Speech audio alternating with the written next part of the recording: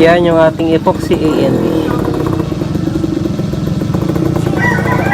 At sa ating mga kabidyo, okay natin yan. Na mga nagtatanong pa kung ano yung or kung paano natin ina-apply yung ating mga Bostik or yung ating mga epoxy at kung paano tayo magtimpla. So ito yung ating mga gamit. Okay, yung ating mga sangkap. So sana'y makatulong ang ating video ngayong araw na to para sa ating mga kabidyo. Okay natin dyan na gumagawa ng mga speaker box. Okay, ang ating gamit. Ito yung ating brand na gamit. Minsan epoxy, minsan Bostik. Okay? Kung anong available. Pero mas mura ang Bostik. Okay, yan yung ating gamit. Bostik to mga kabidyo. Okay? Kita nyo ba? Bostik El Capitan. Ito yung B. And then ito yung A. Okay? A and B yan. And then kung kagano karami nito, ganun din kadami nito. 1:1. Okay? A and B. Yung size nito is half. Okay, kalahati. Yung price ito is umaabot ng mga 500 plus or more or less 500. And then ito yung ating tingting color na ginagamit, pampakulay. Depende sa kulay na gusto nyo, pwede rin may iba't ibang kulay ang tingting color mga. Okay, ito yung ating tingting color, all base, oil base, kulay black. Saan ba to? Black to, ayan, black at 1/4 liter. So kung kagano karami nito depende sa kulay na gusto nyong ma-reach. Okay, and then lacquer thinner. Hindi pwede yung paint thinner mga kabidyo. Okay, okay, lacquer thinner ang ginagamit natin dito kapag sa mga epoxy. Okay, ulitin ko, ang timplahan natin dito kung kagano karami ng A, ganun din sa B.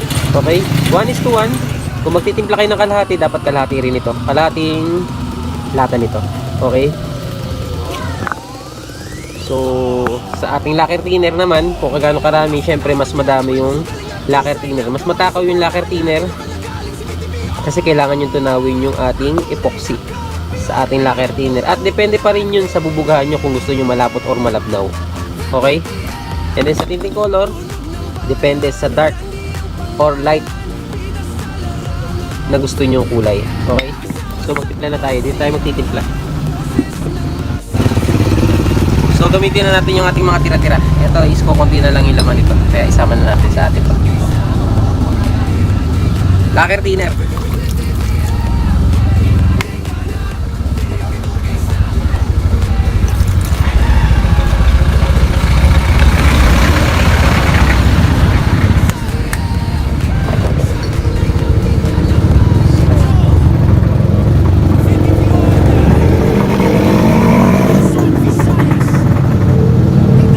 Dahil kukunti lang yung ating titimplahin, ganito lang karami yung ating lacquer thinner.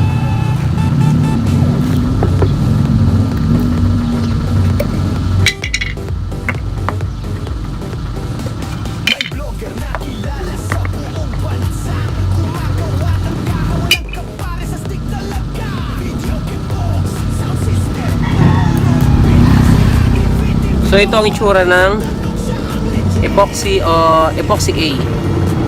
Yan ang kulay niya. Ito naman yung epoxy B.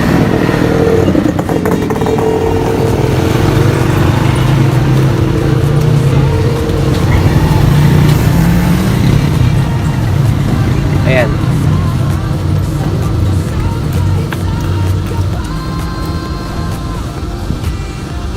So pwede na yun kasi kukunti lang naman yung ating bubugan ngayon.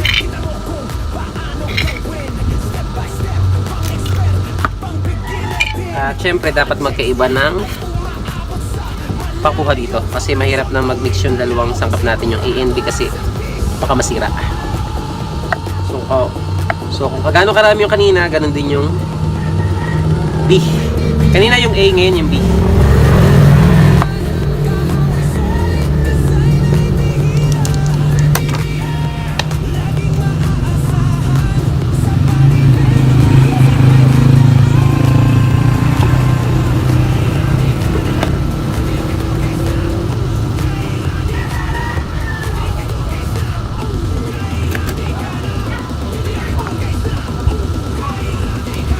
Okay, haluin muna natin. Tunawin muna natin ng konti.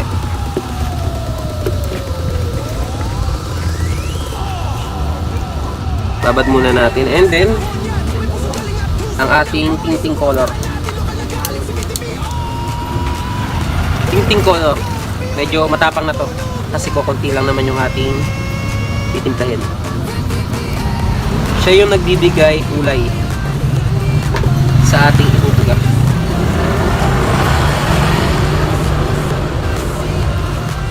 Sa pagtunaw nito medyo matagal din ng konti. Kailangan nyo ng mahabang pasensya. Kasi ang hirap niyan tunawin. Lalo na kung mano-mano lang yung gagawin nyo. Dapat kasi tunaw na tunaw yung ating mga epoxy.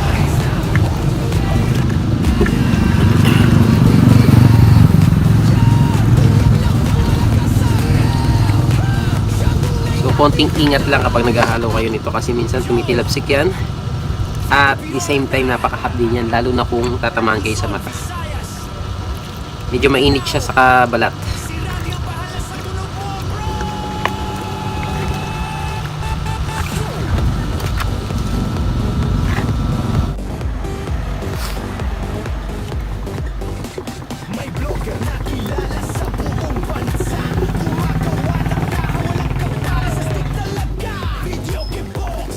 So yung ganito mga kabidyo, okay. Saktong labnaw lang at lapot. Okay? Medyo manipis lang yung ating pagkakatimpa. Kasi pag first coating, kailangan medyo malabnaw and then yung last coating medyo malapot na. Okay? Buga na natin. Pwede na to. Okay, so ito yung ating gagamitin. Yung ating air hopper. So sa mga magtatanong kung saan natin ito nabili, nabili natin ito sa online shop sa Lazada. Air hopper. Ito yung ginagamit natin pang mortar ng ating mga flexiband and then yung ating mga epoxy. Okay? So isalin na natin dito mga kabinyo. Okay? So ayan, nasalin na natin. Kukunti lang to. Yan yung ating mga bubugahan ng ating mga video okay big remote. Yung ating mga push button.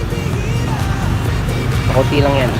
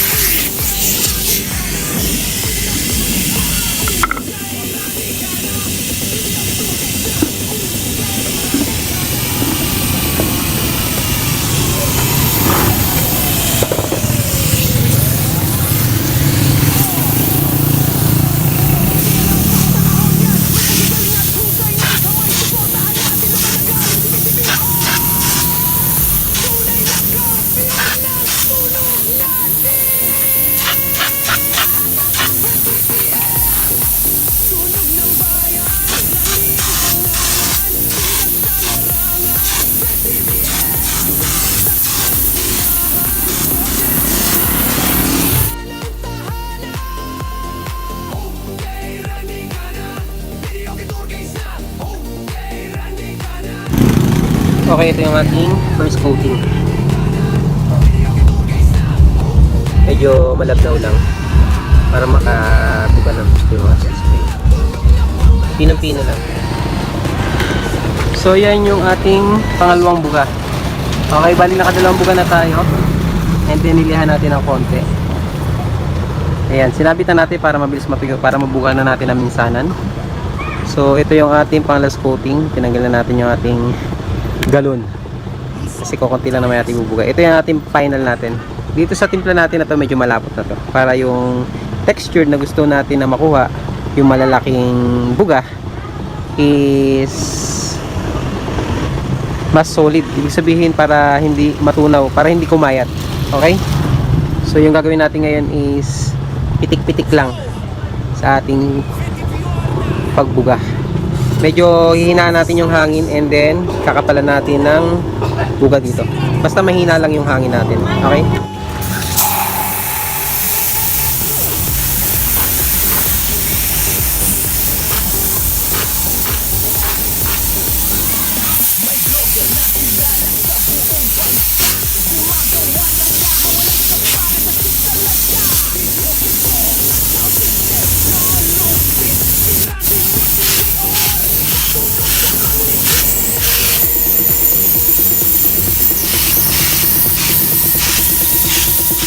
ito yung ating final mga kabidyo. Final coating. At pinapatayo na lang natin.